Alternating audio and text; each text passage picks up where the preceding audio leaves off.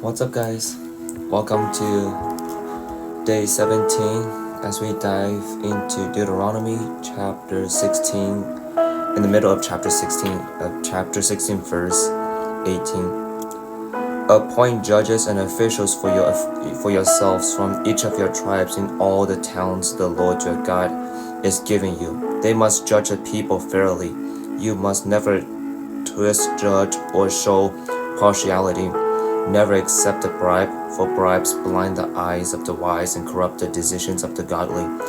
Let true justice prevail so you may live and occupy the land that the Lord your God is giving you. You must never set a wooden Asherah pole beside the altar you built for the Lord your God, and never set up sacred pillars for worship, for the Lord your God hates them. Never sacrifice sick or defective cattle, sheep, or goats to the Lord your God, for he detests such gifts. When you begin living in the towns the Lord your God is giving you, a man or woman among you might do evil in the sight of the Lord your God and violate the covenant. For instance, they might serve other gods, or worship the sun or moon, or any of the stars, the forces of heaven, which I have strictly forbidden. When you hear about it, investigate the matter thoroughly. If it is true that this detestable thing has been done in Israel, then the man or woman who has committed such an evil act must be taken to the gates of the town. And stoned to death. But never put a person to death on the testimony of only one witness. There must always be 2 or 3 witnesses. The witnesses must throw the first stones, and then all the people may join in. In this way you will purge the evil from among you. Suppose a case arises in a local court that is too hard for you to decide, for instance, whether someone is guilty of murder or only of manslaughter, or a difficult lawsuit, or a case involving different kinds of assault. Take such legal matters to the place the Lord your God will choose, and present them to the Levitical priests or the judge on duty at that time. They will hear the case and declare the verdict. You must carry out the verdict they announce and the sentence they prescribe at the place the Lord chooses. You must do exactly what they say. After they have interpreted the law and declared their verdict, the sentence they impose must be fully executed. Do not modify it in any way. Anyone arrogant enough to reject the verdict of the judge or of the priest who presents the Lord your God must die. In this way you will purge the evil from Israel. Let anyone else who will hear about it and be afraid to act so arrogantly. You are about to enter the land the Lord your God is giving you. When you take over it and settle there, you may think, we should select a king to rule over us like the other nations around us. If this happens, be sure to select a king, the man the Lord your God chooses. You must appoint a fellow Israelite. He may not be a foreigner. The king must not build up a large stable of horses for himself, or send his people to Egypt to buy horses, for the Lord has told you, you must never return to Israel. The king must not take wives for himself, because they will turn his heart away from the Lord, and he must not accumulate large amounts of wealth in silver and gold for himself. When he sits on the throne as king, he must copy for himself this body of instruction on a scroll in the presence of the Levitical priest. He must always keep the copy with him and read it daily as long as he lives. That way he will learn to fear the Lord his God.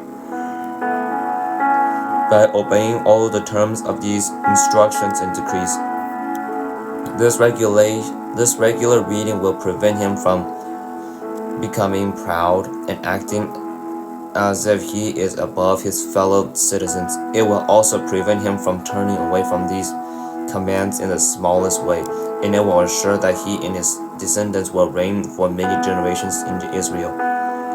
Chapter 18. Remember that the Levitical priests, that is, the whole of the tribe of Levi, will receive no allotment of land among the other tribes in Israel.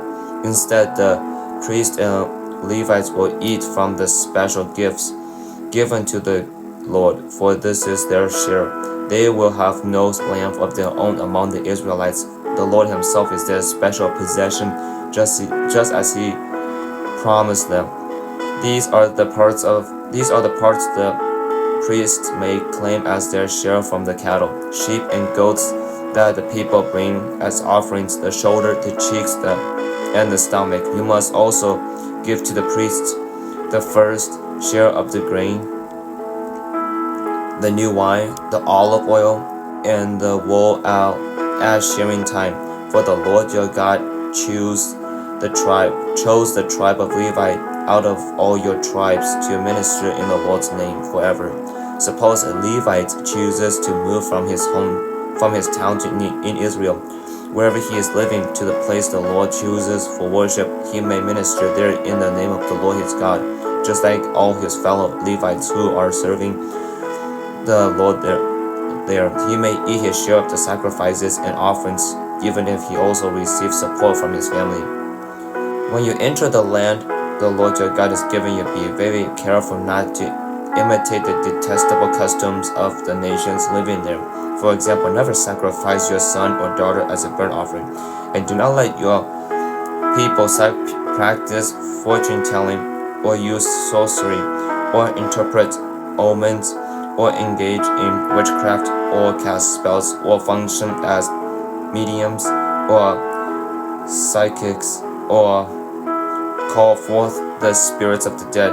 Anyone who does these things is detestable to the Lord. It is because the other nations have done these detestable things that the Lord your God will drive them out ahead of you. But you must be blameless before the Lord your God. The nations you are about to displace consult sorcerers and fortune tellers, but the Lord your God forbids you to do such things. Moses continued, the Lord your God will raise up for you a prophet like me from among your fellow Israelites. You must listen to him, for this is what you yourselves requested of the Lord your God when you were assembled at Mount Sinai. You said, Don't let us hear the voice of the Lord our God anymore, or see this blazing fire, for we will die. Then the Lord said to me, What they have said is right. I will rise up a prophet like you among their fellow Israelites. I will put my sword in his mouth.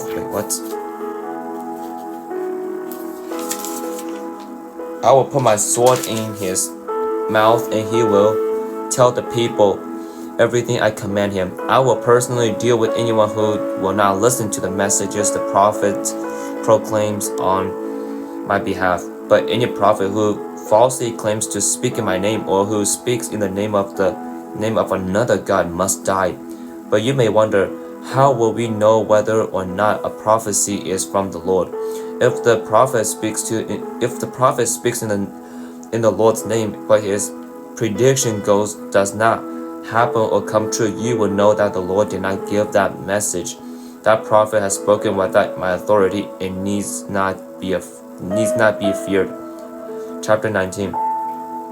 When the Lord your God destroys the nations whose land he is giving you, you will take over their land and settle in their towns and homes. Then you must set apart 3 cities of refuge in the land the Lord your God is giving you. Survey the territory and divide the land the Lord your God is giving you into 3 districts, with one of these cities in each district. Then anyone who has killed anyone can flee there to one of the cities of refuge for safety. If someone kills another person unintentionally without previous hostility, the slayer may flee to any of these cities to live in safety. For example, suppose someone goes into the forest for the neighbor to cut wood, and suppose one of them swings an axe to chop off a tree, and the axe head flies off the handle, killing the other person. In such case, the slayer may flee to one of the cities of refuge to live in safety. If the distance to the nearest city of refuge is too far, an enraged avenger might be able to chase down and kill the person who caused the death. Then the slayer would die unfairly, since he had never shown hostility toward the person who died. This is why I am commanding you to set aside 3 cities of refuge. And if the Lord your God enlarges your territory as he swore to your ancestors and gives you all the land he promised you, you must designate 3 additional cities of refuge. He will give you this land if you are careful to obey all the commands I have given you, and if you always love the Lord your God and walk in his ways. That way you will prevent the death of innocent people in the land the Lord your God is giving you as your special possession. You will not be held responsible for the death of innocent people. But suppose someone is hostile toward a neighbor and deliberately ambushes and murders him, and then flees to one of the cities of refuge. In that case, the elders of the murderer hometown must send agents to the city of refuge to bring him back and hand him over to the dead person's avengers to be put to death. Do not feel sorry for that murderer. Purge from Israel the guilt of murdering innocent people. Then all will go well with you. When you arrive in the land your God is giving you as your special possession, you must never steal anyone's land by moving the boundary markers your ancestors set up to mark their property. You must not convict anyone of a crime on the testimony of only one witness. The fact of the case must be established by the testimony of 2 or 3 witnesses. If a malice witness comes forward and accuses someone of a crime, then both the accuser and the accused must appear before the Lord by coming to the priests and judges in office at that time. The judge must investigate the case thoroughly. If the accuser has brought false accusations or false charges against his fellow Israelites, you must impose on the accuser the sentence he intended for the other person. In this way, you will purge an evil from among you, and the rest of the people will hear about it and be afraid to do such an evil thing. You must show no pity for the guilty. Your rule should be life for life, eye for eye, tooth for tooth, hand for hand, foot for foot. Chapter 20. When you go out to fight your enemies and you face horses and chariots and an army greater than your own, do not fear, do not be afraid. The Lord your God who brought you out of the land of Egypt is with you. When you prepare for battle, the priest must come forward to speak to the troops. He will say to them, "Listen to me, all you men of Israel. Do not be afraid as you go out to fight your enemies today. Do not lose heart or panic or tremble before him, for the Lord your God is going with you. He will fight for you against your enemies, and he will give you glory, or give you victory." Then the officers of the army must address the troops and say, "Has anyone here just built a new house but not yet dedicated it? If so, you may go home. You might be killed in the battle, and someone else would dedicate your house. Has anyone here just planted a vineyard but not yet eaten any of its fruit? If so, you may go home. You may die in battle, and someone else would eat in the first fruits. Has anyone here just become engaged to a woman but not yet married to her? Well, you may go home and get married. You might die in the battle, and someone else would marry her." Then the officials would also say, "Is anyone here afraid or worried? If you are, you may go home before you frighten anyone else." When the officials have finished speaking to the troops, they will appoint the unit commanders. As you approach a town to attack it, you must first offer its people terms for peace. If they accept your terms and open the gates to you, then all the people inside will serve you in forced labor. But if they refuse to make peace and prepare to fight, you must attack the town. When the Lord your God hands the town over to you. Use your sword to kill every man in the town, but you may keep for yourself all the women, children, livestock, and other plunder. You may enjoy the plunder from your enemies that the Lord your God has given you.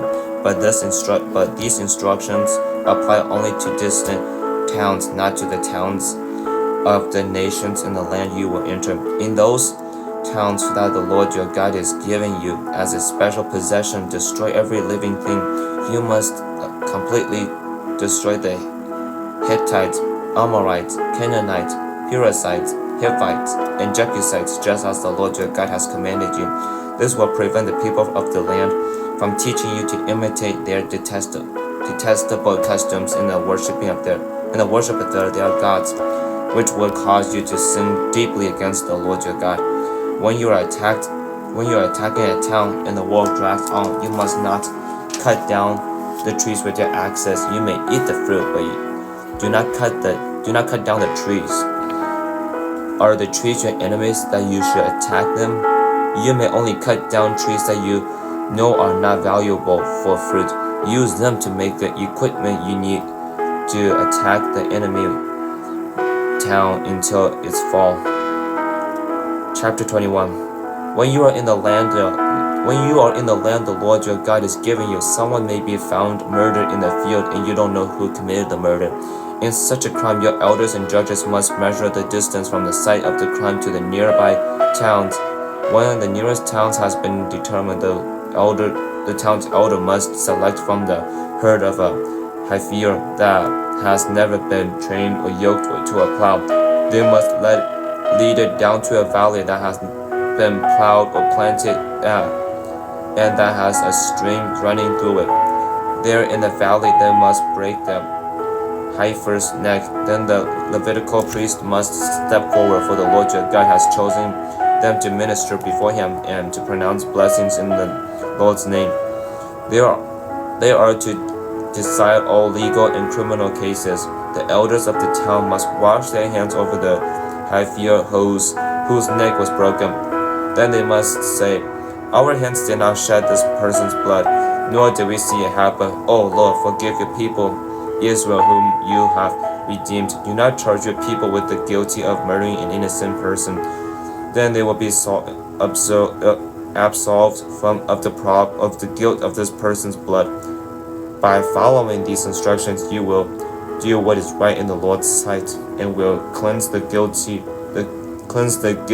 of murder from your community. Cleanse the guilt of murder from your community. And so that's the end for today. I don't really have much to share, to be honest.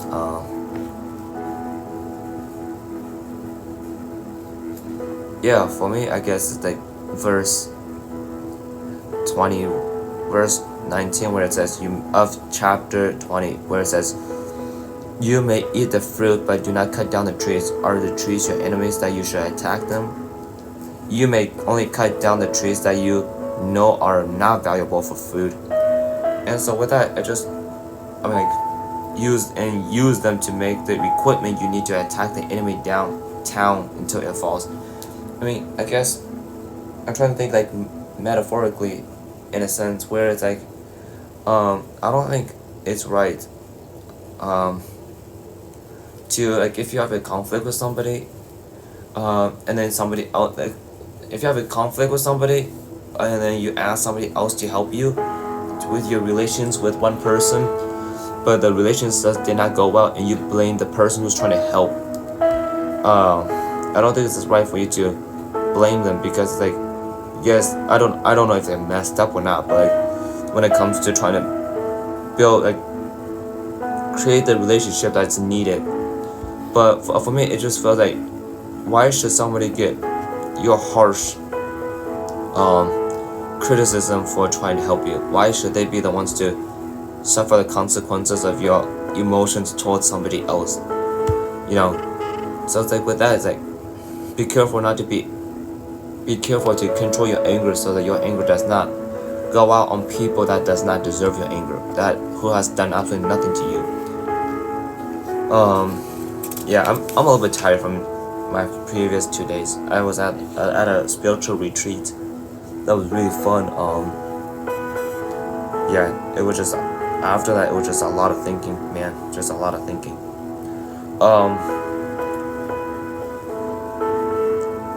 I guess this okay. So verse 18, where it talks about true and false prophets. At this point, in our modern time, you could call that whoever is like when it comes to sharing false gospel. May you guys help those people who are like, so like they are going to be prophet. They're going to be like pastors who's going to share like false. But like when I say false, it's like very false. Like do not ever listen to them kind of serve like kind of advice. If you ever encounter those pastors who spread false claims about you, about God, just or like claims to like love God and shares like preaches, but his lifestyle lives out of a difference of the like, his lifestyle is so much more different than his what else I'm trying to think if what he is preaching, if his actions does not live up to what he's preaching, then don't follow that person, because that person is being hypocrite. Why would you follow a hypocrite around? I understand we all make mistakes, and I'm not saying like go and follow somebody or don't stop listening to somebody because they say something that's kind of dumb, like they say something that's really pretty beautiful but then acts differently. But it's like a consistent pattern of this person doing the same thing over and over and over again, doing great preaching, but their lifestyle does not meet the expectations of what they're preaching. Then that's when you should be discerned. You should have like your discernment should be kicking in to say like, this is not who God is, and this should not be the person I should be following, because be like sending like. Don't let that person be an example for you, because if that person cannot live a lifestyle that they preach on, then why would you follow them, basically? So in then chapter 18 from verses 9 to 14 talks about holy living, and that's pretty simple, guys. You do not need to act like people around you. There's a reason for why you're created, but because like if everybody made the same, then why would God create people in general? Why doesn't he just create clones who acts the same, who does the same exact thing? It sounds so boring. So don't, especially, and this especially comes into a big huge play when it comes to us following God. Our lifestyle should not imitate the lifestyle of a non-believer. Our lifestyle should not imitate the lifestyle that our society has portrayed, because what our society has portrayed is very unholy. It is very against God. Like making inappropriate jokes, say inappropriate things, return violence for violence. It's like those are all what society wants you to believe in. And so when you start believing in that, that's when like bad things starts to happen to you. You feel like guilty. You don't feel healed from the wound. And so yeah, with that, I just encourage us all to kind of not return, but like don't live a lifestyle that is pleasing to the crowd, that is pleasing to our non-believers our non-believer friends who are not like spiritually mature enough to tell us what is right and what is wrong. So yeah, other than that, I don't have anything else to share. So may you guys have a good week and go and walk with God this week.